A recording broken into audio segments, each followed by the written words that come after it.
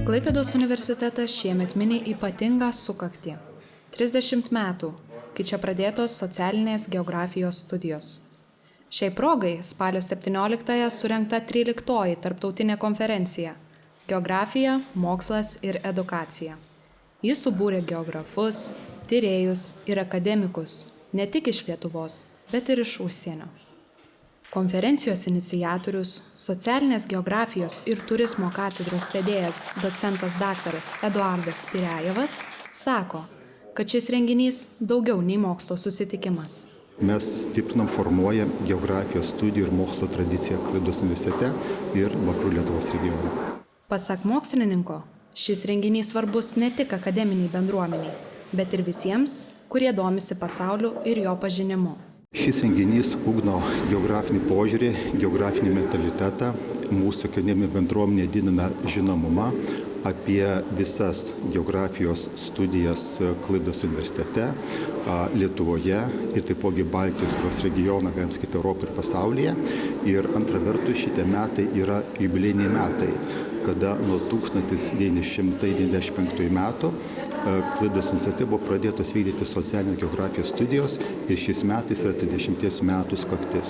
Į tą progą apsikviečiame visus geografus dalyvauti, socialinius geografus, gamtos geografus ir visus, kurie yra nebėgę geografijos mokslo studijų, dalyvauti šiame renginyje. Apie geografijos profesijos prasmę ir aktualumą kalbėjo Lietuvos geografų draugijos prezidentas Danielius Jurčiukonis.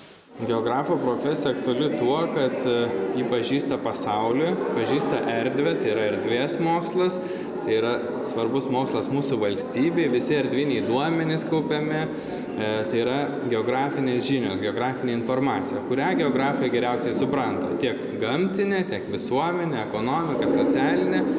Ir tuo pačiu gali prisidėti prie kažkokio valstybės valdymo, teritorijų, miestų vystymo. Geografija – tai mokslas, kuris nuolat atranda naujus kelius ir perspektyvas. Geografijoje gal ir daug kas yra atrasta, bet atsiranda naujų kažkokių reiškinių, atsiranda kažkokios naujos kryptis geografijos, todėl geografija savo aktualumo, manau, tikrai nepraras. Jinai įgauna naujų pavydalų, kartais pasaulyje tai vadinama miesto studijos, urban studies, kartais tai nueina į tiesiog aplinkos mokslus, bet tai vis tiek pagrindas yra erdvinis geografija. Renginio pradžioje docentas Eduardas Spirejevas susirinkusiuosius pasveikino savo eilėraščių ir padėkos žodžiais. Kad vėl išnyktų laiko tėkmėje. Prasmingą sveikinimą tarė ir docentė daktarė Daiva Verkulevičiūtė Kriukienė, prisiminusi vieną iš Klaipėdos geografijos pradininkų, profesorių Stasį Vaitiekūną.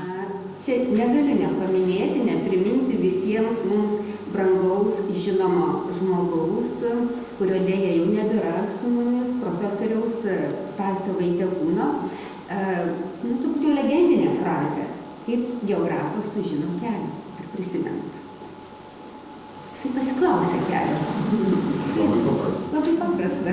Ši 13-oji tarptautinė konferencija Geografija, mokslas ir edukacija tapo ne tik akademiniu renginiu, bet ir bendrystės, tradicijų bei įkvėpimo švente.